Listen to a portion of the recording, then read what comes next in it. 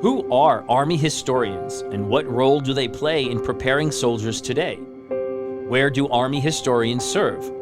How can soldiers of all ranks become a part of the Army Historical Program? For answers to these questions and more Army History Insights, stay tuned. Welcome to the U.S. Army History and Heritage Podcast, the official podcast of the United States Army Center of Military History. The Center of Military History writes and publishes the Army's official history, manages the U.S. Army Museum Enterprise, and provides historical support throughout the U.S. Army. Hello, everyone, and welcome to the United States Army History and Heritage Podcast. I'm Lee Reynolds, the Strategic Communications Officer for the Center of Military History. In this episode, we're examining the role of Army historians and why Army history is relevant to soldiers and leaders today. Joining me for this discussion are Dr. Peter Knight and Dr. Robert Kirkland. Thank you, gentlemen, for being here. Thank you very much, Lee. Appreciate it. And first of all, let's talk a little bit about your background. Dr. Peter Knight is currently the chief of the CMH Field and International History Programs. He joined CMH after retiring from the U.S. Army as a lieutenant colonel after 23 years of service in the military intelligence branch. Over the course of his military career, Dr. Knight also served in 2 academic postings. He was an instructor and later assistant professor of history at the United States Military Academy at West Point from 2004 to 2007, and he was the Army Reserve Officer Training Corps, or ROTC, Professor of Military Science at Princeton University from 2011 to 2014.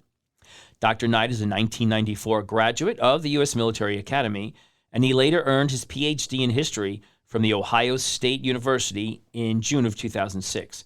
Dr. Knight is the author of the revised CMH publication, The Staff Ride, Fundamentals, Experiences, and Techniques, which came out in 2020. And he has led numerous battlefield staff rides for the U.S. Army across the globe. Now, Dr. Robert Kirkland is a retired Army officer also, and an independent scholar and consultant. He was the multinational force Iraq historian from 2009 to 2010, where he headed the effort to document the history of that theater. He is a Latin American historian and an expert in drug cartel and gang violence in Mexico and Central America, which is the center of his current writing and consulting work. Dr. Kirkland also taught history for 3 years at the United States Military Academy and at the University of Southern California. And he's also a retired Army Lieutenant Colonel. Gentlemen, what am I missing about your backgrounds? Anything? I think you covered it. Okay, great. Good. It's funny how they mirror each other in many ways, but a few years apart from each other. So first of all, let's just find out a little bit more about Army historians. So, Dr. Knight, what is the role of Army field historians?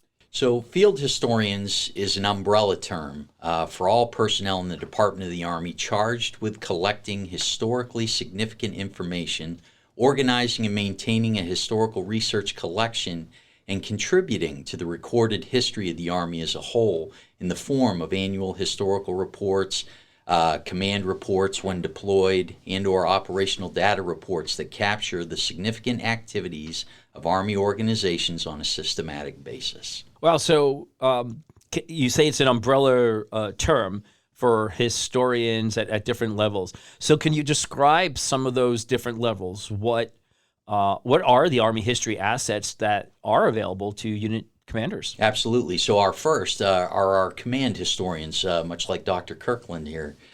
Command historians are school-trained, academically credentialed, DA civilian or military officers that serve at the division level and higher levels of command to answer commanders' requests for information, to inform current and future operational planning, document the history of the command, and report the command's history to higher headquarters, and ultimately to the U.S. Army Center of Military History. Another entity is the military history detachments. These are usually 2- and 3-person teams mobilized out of the Reserve or National Guard, comprised of 2 to 3 military officers and NCOs specifically trained and certified to deploy forward to collect operational data and send it back to CMH. And then finally, we have unit historical officers, or UHOs for short. These are military officers or non-commissioned officers normally assigned at brigade and battalion levels in an additional duty capacity to collect, maintain, and report unit-specific history in the form of an annual unit history report submitted to the higher headquarters. Well, so why does the Army pay so much attention to collecting this history? How is it used? So collecting the Army's historical information is absolutely essential to the Army's success in its mission of fighting and winning the nation's wars.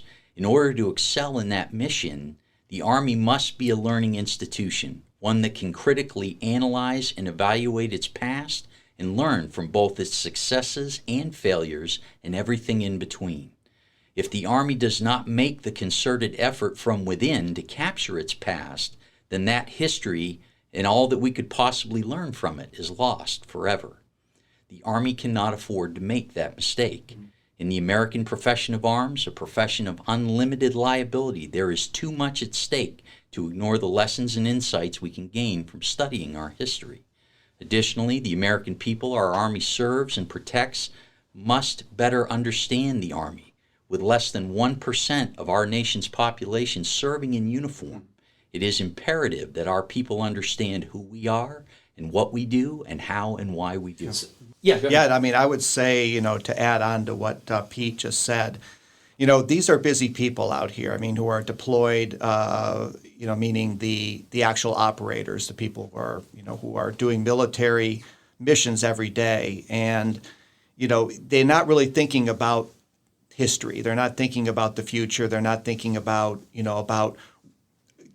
the historical impact of what they're doing. Mm-hmm. And so there has to be somebody in the organization, whether that's, unit historical officers or at my level, the command historian at the multinational force or the joint level, that's actually thinking about it on a daily basis, that is just, capturing the information and doing that.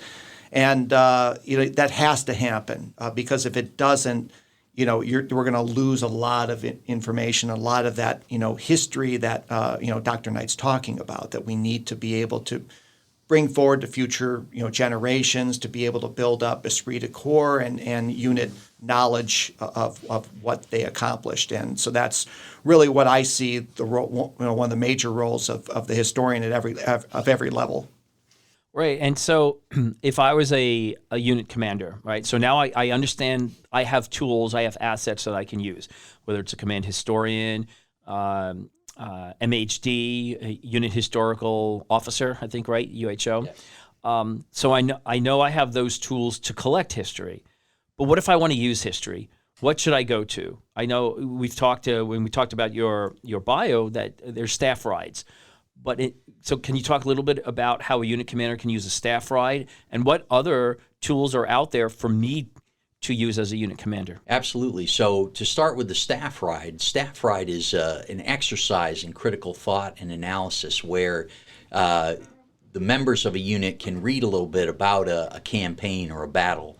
And in doing that, learn some things about the leaders and the decisions that were made and the results of those decisions. And then go out to the field where it actually took place and tie it to the terrain and get an appreciation of what happened in all of its various dimensions.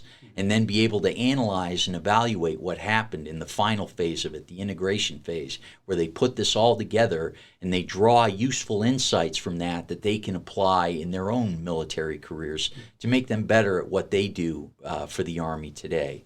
In other ways of using military history can inform the military decision-making process. You can write point papers, you can write information papers that you can feed to commanders to give them the background behind how certain cultures or certain tribes in Iraq, for example, got to the political positions that they were currently in, and what caused all of that. And that helps the commander have a background to understand and make better decisions going forward, knowing that that's how they got from point A to point B in the first place. Right. And I think, I know CMH has a lot of publications. We have over 600 publications on different battles. I know most people are familiar with our green books from World War II. I think it's 26 books in that collection, but we have books from all eras of Army history. Yeah. For the green books, it's a lot more than 26. Oh, it is. Oh, but well. it's it's. I think on the bookshelf here, that's what we have. But I'm reminded, of people out there, a lot of military history enthusiasts like me. A fan of the movie We Were Soldiers, but I remember seeing in that, and this actually happened, that then Lieutenant Colonel Hal Moore, in preparing to go to Vietnam and work in, against the, I don't know if you would call them the insurgents, but the Viet Cong, he studied the tactics from the Indian Wars. And indeed, that's useful, right? When he's looking at what Custer does at the Battle of the Little Bighorn, somebody who had commanded a cavalry unit in the past, right? And those analogies are great so long as you understand the similarities, but also the differences, right? To understand both of those enables you to use the insights drawn in the proper context. Because what you want to avoid is trying to take things out of context, trying to think that there's some cookie-cutter solution to what happened in the past that you can apply immediately in the present. That's a very dangerous thing. So you always want to be cognizant of the similarities and the differences when making historical analogy. Yeah, and that's a great point, because I know as the public affairs officer here for the Center of Military History, I field a lot of questions from unit commanders, from division commanders or even above. We're saying we're preparing some type of an operation, and what do you have that's similar to this that we can look at? So it just really reinforces the significance or the importance of having historians out there in the Army who are collecting this information and the support from their command to allow them to do so. And I think to help highlight the importance of that, we have Dr. Kirkland here with us, who can really help address that, because you've been out there as a field, or excuse me, as a command historian. So tell me about your role and where and when did you serve? Right. So I was the multinational force Iraq historian that then halfway through the time I was there became United States Forces Iraq, or USFI. So I was there from mid-2009 to mid-2010. And so my role there, as I see, is kind of fourfold. One is collection of pertinent documents that can be used by historians, whether it's at the Center for Military History, at Central Command, or other historical organizations, to be able to collect those kind of key documents so that it can be easily be used by writing historians back here in the United States in order to be able to talk or be able to write about the war and think about it in a way that is useful and helpful to commands as well as eventually the general public. Well, can you give an example of what those documents are? So, for example, one of the key sets of documents was the files of the Commander's Initiative Group. So there's a group that works for the Multinational Force Iraq Commander, and they do all of the information that all the papers and all of the thinking and all that the commanding general has.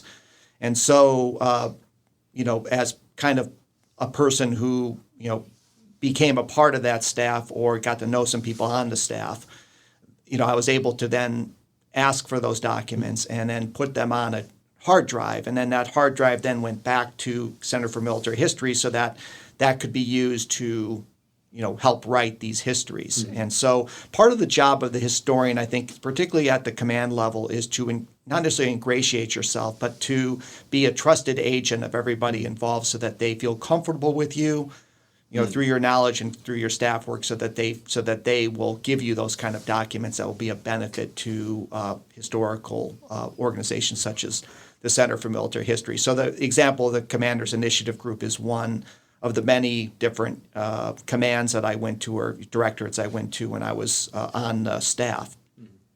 The second thing is interviews, is going around and interviewing the key individuals, particularly the heads of each of the J's, the joint staffs of the J1, J2, J3, the chief of staff of the multinational force, who at that time was General Joe Anderson.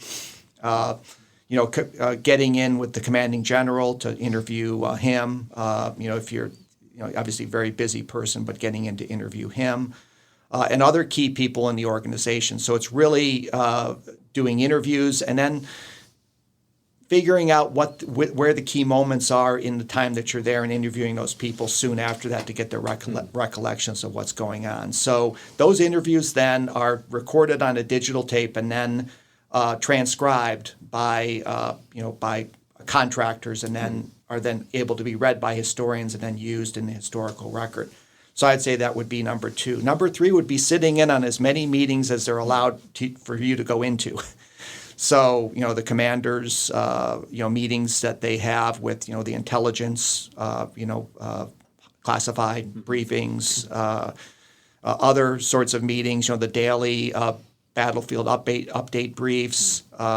If senior leaders are coming from Secretary of State, Secretary of Defense, and others trying to get in on those meetings as much as possible, so that you can record what went on there and be able to summarize those things as best you can. So that's number 3. And then the final one is kind of an informal supervision of the other historians that are actually in the theater. So when I was there, I gathered up twice during the time that I was there all the historians that were at the division level. So we brought them to our headquarters and we kind of disseminated information, kind of saw what was going on. If there was a problem with a particular division with support of the historian group there, I would try to get involved as best I can to try to smooth things out, smooth things over. And so you're sort of a informal kind of head of the historical operation within that particular theater. So those are kind of the 4 areas I think that I did when I was there that benefited the history, the collection of history in the theater. Right, and I know you have a background as a field artillery officer, and Pete, you were in the intelligence branch. So I would imagine that as a command historian, you would need to have.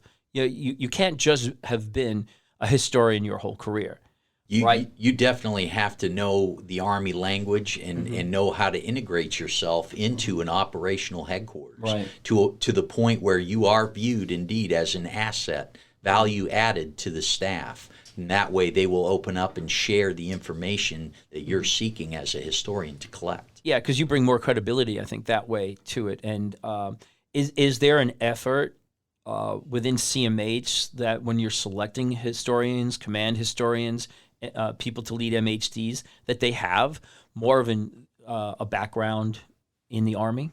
Absolutely. When we're looking, and especially at the grade levels that you put for military history detachments, for example, if we're going to put an MHD at an operational headquarters on a level where Dr. Kirkland would have been, we'd want an 06 and an 05 there at a minimum. Because we want people that have the credibility of their rank and experience behind that rank to have that credibility within a headquarters that operates at the 4-star level. Those folks will know what to do to maneuver within a staff to get the access to information they need.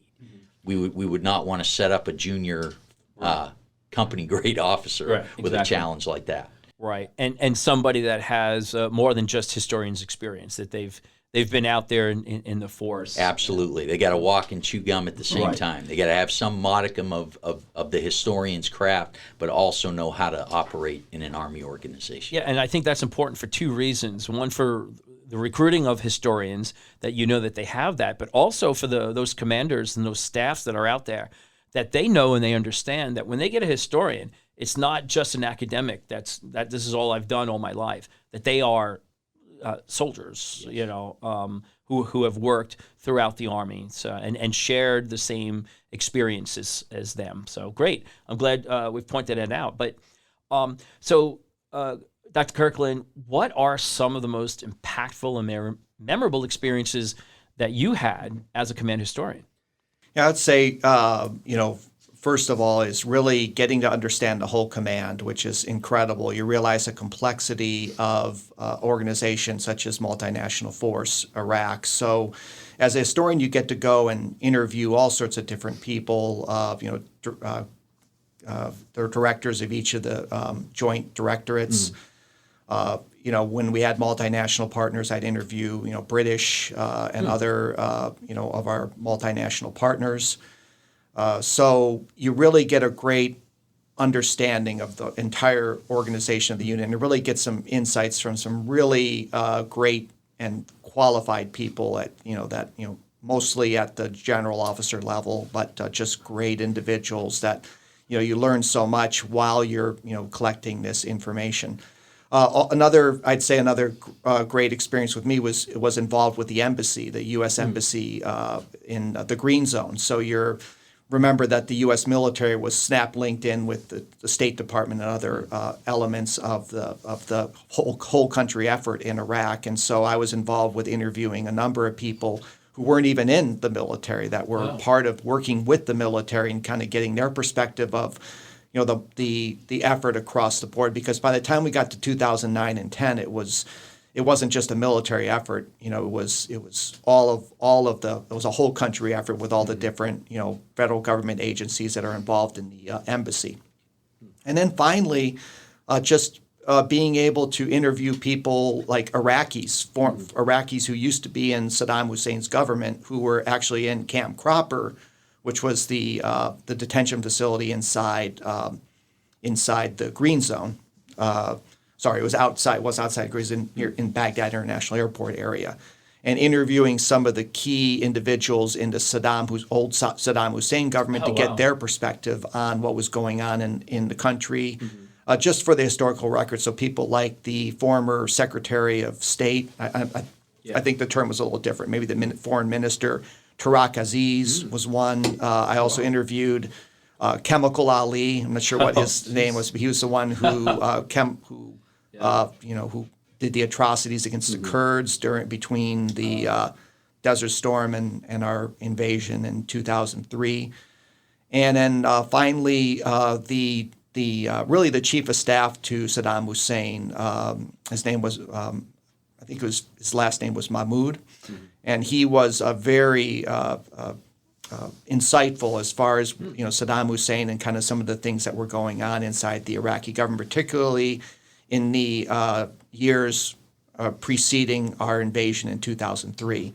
So you kind of see the what's really great about being the historian there was you were pretty much a person who could go anywhere that they wanted to go. I really wasn't supervised. I was supervised, of course, by the chief of staff and by others, but they pretty much gave me carte blanche to do a lot of different things, to be able to go around. And that's why, as Pete said, you got to be someone who's like at the 0506 level, because you got to have knowledge of how things work, and you got to have enough initiative to be able to go out and do those things. So again, all of this is to collect information so that historians that are writing at whatever level, we're talking about the Army level or wherever we decide, whatever part it is, can write the history and get a good idea of what was going on. And so I would say those would be the most memorable things that from my time there. And how did people look at you? So when you would go to do an interview, whether it was U.S. forces or Allied forces or even the Iraqis, did you get any pushback from them? And how did you overcome that? If you did? It was a little easier in 2009 and 10 because things were a little slower then. I know that sometimes when the bullets are flying, sometimes it's a little harder for the historian to get in and do some of these interviews. So when I was there, it was a little slower. So I had the ability to get in there and sit down and take some time to talk to some of these individuals. So you got to have knowledge. You got to have some personality to be able to not go in there and have a little bit of fun and just loosen up and not take things so seriously. And so you've got to have those kind of attributes too. But no, in general, I was received very, very well. Of course, you fit yourself into their schedule whenever they have the ability to be able to see you. But in general, I was received very well by almost everybody that I interviewed. and I understand more so now after working with the Center of Military History for about 6 years that you collect history, but history really isn't written for 5, 10 plus years later. So, Dr. Kirkland, it's been 12, almost 13 years since you were in Iraq. Looking back, how would you say that the work that you did there has contributed to improving the force? Well, I've seen, some of the information that's come out, and it's you see that, you'll see a footnote where I interviewed a certain person that's being used by, a historian at CMH or at other places. And I know as the TAN books continue to come out, I know that they're utilizing the material that I and other historians collected. So right. I'm always interested in looking at the footnotes because the footnotes indicate, I remember I collected that right. document for whoever. And I would say that's where my satisfaction comes from, is realizing that maybe that information would never have been looked at, or maybe that historical situation wouldn't have been evaluated the way it was if it wasn't for me collecting or doing that interview or having or deciding to do whatever I right. decided to do in order to be able to make that happen for the writing historian. And you mentioned the TAN books, and that's the series that the Center of Military History is writing all about the OIF and OEF. So those are, we've got some pamphlets out right now on those, but I know we're working on more extended volumes, plus a 2-volume set, Modern War in an Ancient Land. Which is already published. That's been published, and they're working on the 3rd volume in that. I think that takes us from October of 2001 to 2014, and then we're working on the 3rd volume in that. Yes. So from 14 to, I guess, present day. So that's good. So that's very fulfilling to see that the work that you did back then is really making an impact. But it's not just for Army scholars or historians to write books. This information is available to anybody, right? To any historian. Especially, yes, certainly the unclassified studies, right? Right. And that's certainly by design, to try to share this with the widest audience possible, to educate them and to enable them to understand what the Army does, how it does it, why it does it. Because with only 1% of our population obviously serving in uniform, a lot of that connection isn't there. And this helps form part of that connective tissue. Right. If the American people understand their Army better, I think we'll have more consistent support of what we're doing, and that's important. Right, because again, as public affairs officer here, I get historians outside the military, scholars, and journalists all the time coming to us for the information like Dr. Kirkland collected. And they use that quite often.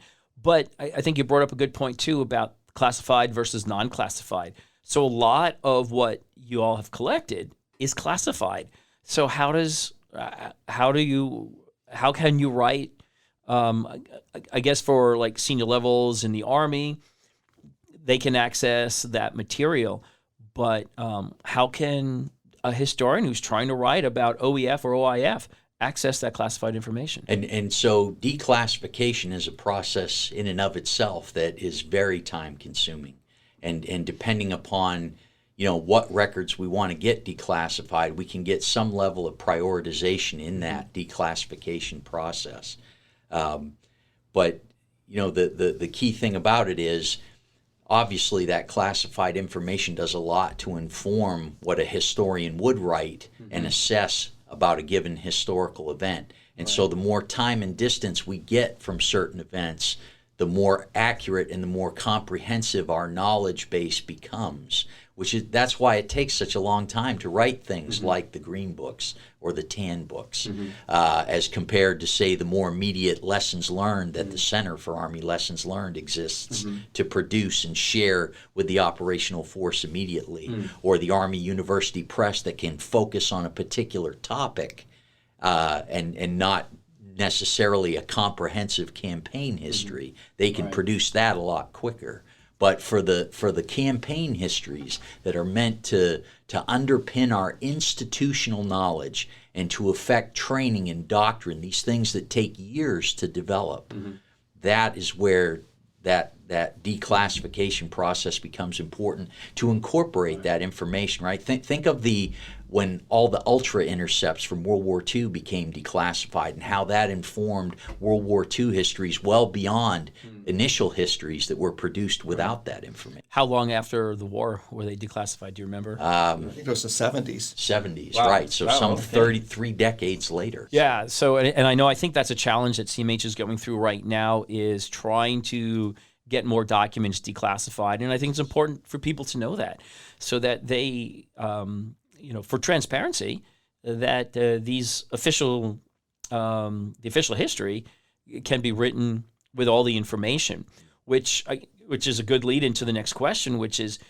I've heard firsthand outside critics and cynics say that, well, as an Army historian, the work you do is solely focused on making the Army look good. How do you respond to that? And so, as an Army historian and a professionally trained historian, I vehemently disagree with that statement. And I say that because the Army history program is not a messaging machine. It's not meant just for outreach or to garner public support. I mean, public affairs has missions like that, and those are very important in and of themselves. But the history program exists to capture our past, warts and all, and take an objective look at ourselves and learn from that past experience and use that experience to better inform our future problem-solving efforts. I already talked about, when you're making historical analogies, understanding similarities and differences to put it all in the right context. But people have to understand, too, that history does not give us an approved solution to today's problems. What it does give us is the ability to think critically, to analyze, to evaluate, and ask the right questions of our past and the challenges we encounter in the present. And that helps us inform our decision-making and make viable solutions to today's challenges. Now, in terms of Army historians writing history to make every unit look good, that people kind of take that to an extreme. But history is a vehicle used to inspire soldiers that serve in the Army today. When the soldiers, the 101st Airborne Division, look at what their division accomplished in Normandy during Operation Overlord, soldiers take pride in being a part of that unit. And there's nothing wrong with that as long as those achievements are positive and real. Yeah, and I would say, as a historian that was in theater, you realize that that the documents and that the interviews may be slanted towards the positive. You may not have the commanding general or somebody in the J staff is not going to say we're having difficulties. They're they're going to, or they're or saying we're failing or whatever that is.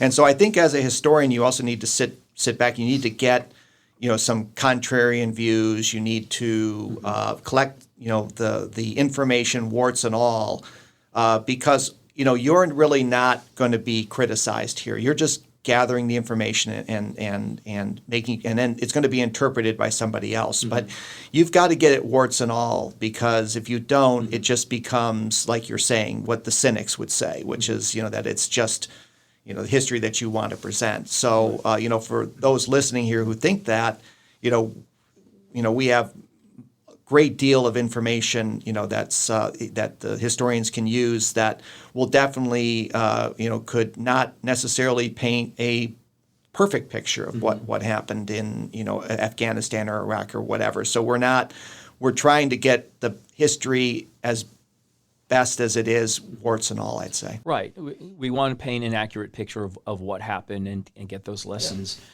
from them. And I think a great example of that is something that we went through here with the Center of Military History a few years ago during the 50th anniversary of the My Lai massacre. There were people, within the Army that thought, hey, this is great. This is a great example to show here's something really bad that took place. Let's examine that, warts and all, but let's also talk about what we learned from that. How did the Army change based on that? But I know there are some people that said, we shouldn't talk about this, and very proud of the Army history community for saying, yeah, we have to talk about this. and I think that overcame the critics. It demonstrates our capacity to be a learning institution, Yes. to learn and grow from that experience, even if it is negative. So if people are interested in becoming part of the Army historical program, how can they do that? So soldiers with an abiding interest in or a genuine passion for history can access resources like our CMH website, history.army.mil. They can enroll in educational courses like the A625 Field Unit Historian Distance Learning course that I instruct. It's designed to prepare personnel to work as command and unit historians. By the fall of 2023, unit historical officers will have their own Unit Historical Officer Fundamentals distance learning course that they can take on Blackboard on demand to learn the essential skills they'll need to perform their duties at brigade and battalion levels. There's also, I think, a program out there, the Army History Additional Skill Identifier. So what is that, and what are the requirements to achieve that? So Army Skill Identifier 5X-Ray is the historian skill identifier. So commissioned officers who already have either a Master of Arts or a PhD in history from an accredited university or college are eligible for the identifier. Those who do not possess an advanced degree in history can still earn the ASI by completing the A625 distance learning course, which is itself worth 5.3 credit hours, while also amassing a minimum total of 18 credit hours in history courses. Either undergraduate or graduate credits count in that total. And I'd also add that for the warrant officer and enlisted population, there is an equivalent skill identifier, Hotel 6 Bravo, which is a project development skill identifier that has the same criteria as 5X-ray. How does this help a soldier or officer's career? This opens some doors for them, right? By having that skill identifier on their ORB, their officer record brief or enlisted brief, when they're evaluated for possible assignments at places like the Center of Military History or to work in a military history detachment or serve as a command historian, maybe among some of our individual mobilization augmentees that are helping the divisions right now that don't have historians assigned. That having that skill identifier puts you in the running, puts you in that pool of qualified people that could serve in those positions. Now, if I'm an officer out there and I'm interested in history, I studied history in college, but I want to take it a little bit further. Does the Army offer opportunities, educational opportunities, for me to become a doctor like both of you? Absolutely. And of course, there's the Army Advanced Civil Schooling Program, whereby if a soldier's interested in teaching at West Point, for example, you're a commissioned officer, maybe you have a bachelor's in history and you want to go to graduate school, the Army will send you 2 years fully funded on its dime to earn your master's degree so that you can go teach at the U.S. Military Academy. I mean, it's a fantastic opportunity. And even now, the Army has expanded their graduate schooling opportunities, right? The GradSo program, where soldiers agree to serve additional years in service in exchange for going to graduate school. So there's several avenues there to do that. And did either of you have that experience? Absolutely. I'm a product of that. Is that how you earned your doctorate? It is. All right. It is. And what about Yeah, you? the same thing. So both of you on active duty were sent for a couple of years, and that's how you got your doctorate program. Absolutely. That's fascinating. I mean, and I hope people know, hopefully after hearing this, if they didn't know that they know that's a great opportunity. And wow, very good. Gee, I should have looked into that. Dr. Reynolds? No. Oh, well, I missed out. Well, great. Well, hey, this has been a fantastic discussion, and I think very important. I think it's something that people in the military need to know. Unit commanders especially need to know about this and why it's important at all levels of command, but also for the civilian world to understand what we have here, and if all the history that has been collected, like things that Dr. Kirkland did out in the field, that is available for people to use for their projects. Even if they're scholars, right? Academics, they can use that. Journalists are using it all the time, and then historians. Did I miss anything? Is there anything else y'all want to add before we close this out? Well, looks like we hit it all. All right, but we're not done. You can't get away that easy. We still have our Whoa trivia. So this is a segment that I'd like to have each of you give me a piece of significant Army trivia that will hopefully wow the audience. So is there something, let's say... Absolutely. So if Rob doesn't mind, I'll go first. So the documentation of military history begins with the confrontation between the ancient city-state of Sumer, which is current-day Iraq, and Elam, which is current-day Iran, circa 2700 BC, near the modern-day city of Basra, Iraq. So even in today's operations, we never seem to get very far away from the roots of the military history genre. Oh, that's amazing. Wow. Okay. Good information there. So Army history goes back to 2700 BC. Fantastic. All right, Dr. Kirkland, you're up. All right. Well, if you look at all the documents that have been collected by historians since 9/11, I'm talking Army historians?